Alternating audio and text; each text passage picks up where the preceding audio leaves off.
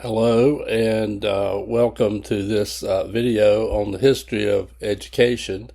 I'm Dr. Glenn Shepard, and I'll be doing a series of several videos.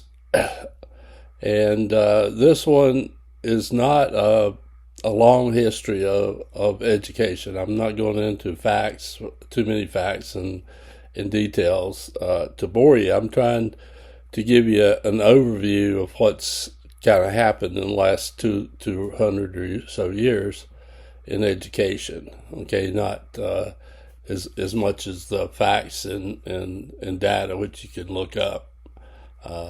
Okay, so the first thing I kind of want to look at here is just the idea of the early schools back in 1600s, 1700s. Okay, and a lot of these schools, they were church run, and the purpose, had to do with providing reading, writing, and arithmetic, and of course, reading the Bible and whatnot. But schools were quite successful in eliminating illiteracy, eliminating it, and making people literate, in particular in bigger cities, and smaller in the South and rural areas and whatnot. People didn't have much access, but the schools were, like I said, quite successful in many ways. They were modeled on, tough discipline, just mostly reading, writing, and arithmetic to get people up to speed. And then in the 1700s, there were many movements to get students, more and more students to learn. Okay, and then in the 19th century, throughout the 1800s here, the schools were pretty much controlling people. It was kind of a combination of churches and then some people like Horace Mann and others who involved with getting more and more children involved in opportunities for education, free education. But a lot of this was very much, again, adults who were telling children what they needed to do. And it was the type of education we had during that period of time. And then the schools in the 20th century became almost like prison-like. Remember back when schools took Native Americans and put them in boarding schools. There were prisons. The schools that they put regular children in was a whole lot better. Those schools for boarding Native Americans were for indoctrination, for getting the native out of them and making them white. And actually, those schools were, like I say, were pretty much the same. I mean, the schools that the regular kids were being put in early part of the 1900s were prison-like. They had no choices. They had to do what they were told, or they'd be punished, and they would suffer consequences. Okay, so they had no freedom. Children were treated as possessions by not only the parents but the state and the government, because businesses wanted people who got off the farms, who were trained to take orders, who could work in factories, and that's about all they wanted. They didn't want really thinking people and people who question, particularly questions. They don't want people to ask questions. Okay, they want people to take orders and And this is how schools were set up to train the population.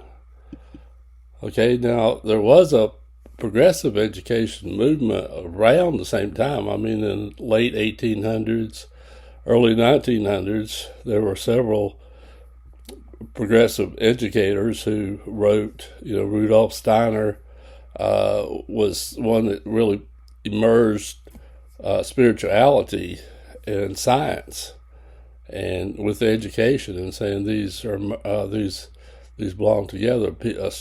Children need both. They need a spiritual upbringing as far as what's right and wrong and good and bad, all those things, as a human being to develop.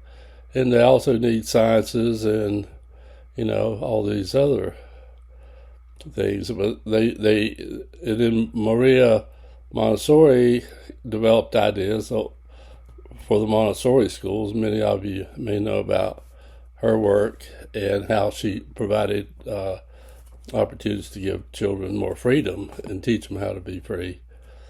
The Montessori schools, and the Rudolf Steiner schools became Waldorf schools. You may have heard of those. And then John Dewey wrote much about children being in control of their own learning. Okay, that they're active learners and they need hands-on experience. And then Lev Vygotsky was a writer about, again, giving students freedom and developed a constructivist approach that has students who create their own curriculum through their own interest type idea. And then there were many writers, in particular in the 1960s, progressive educators like Jonathan Kozol, Erik Erikson, John Holt, Paul Goodman, A.S. Neal.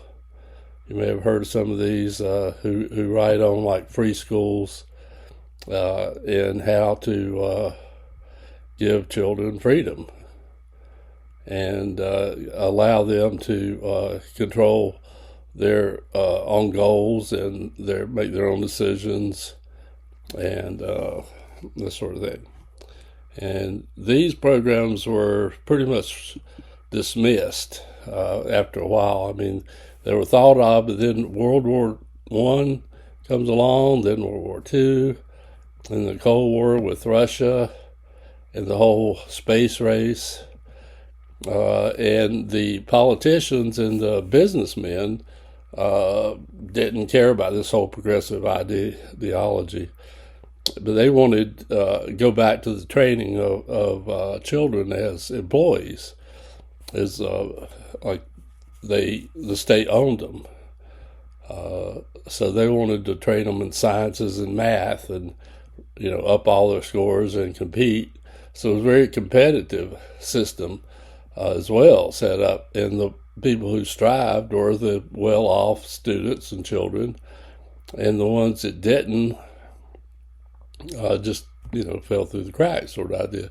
And that happened continuously to where the business people controlled education completely. We didn't give teachers choices at all. And then in the last 50 years, this is about where we stand. We have not changed or progressed in 50 years. In the last 50 years, it's got worse.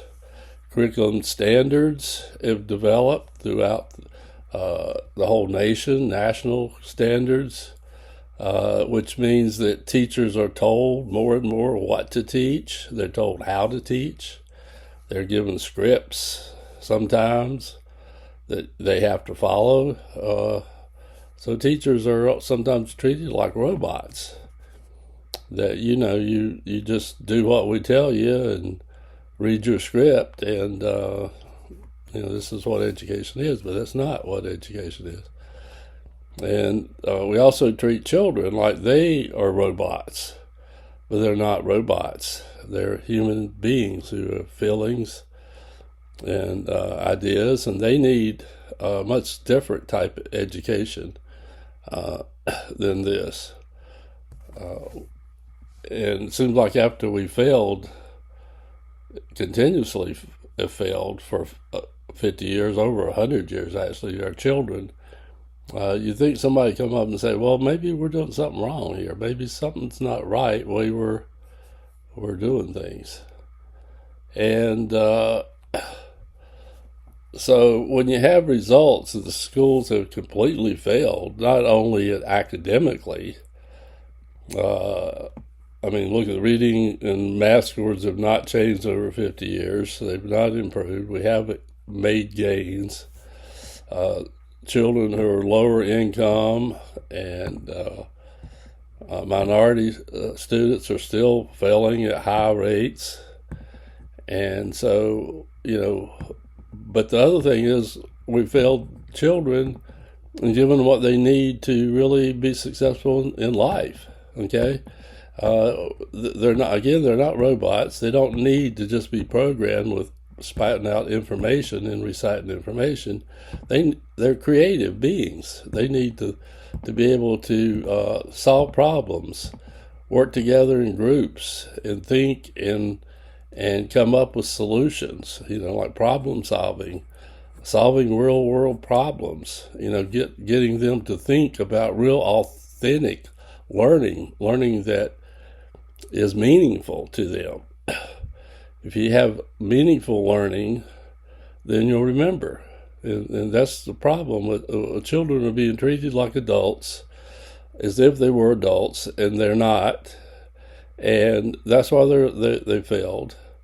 We need to give children a learning situation, environment in which they'll thrive, and they'll be happy, and they'll get the skills that they need. And so what can be done? Well, the thing we have to do is, first of all, realize what the problem is, and then we really have to make major changes, not just minor tweaks to the curriculum or something. We really need to look into totally different ways for grades, for grading, totally different ways to imagine what schools are like. And this is one thing that I have done in the last 50 years, and I've written quite a bit about it. And I hope you will join me in looking at some more of my videos and reading some of my materials on what we can do, because we can design schools that are effective for all students, and that's what we're looking into in all these videos. And so I hope you join me and continue to look at some other materials. All right, thank you.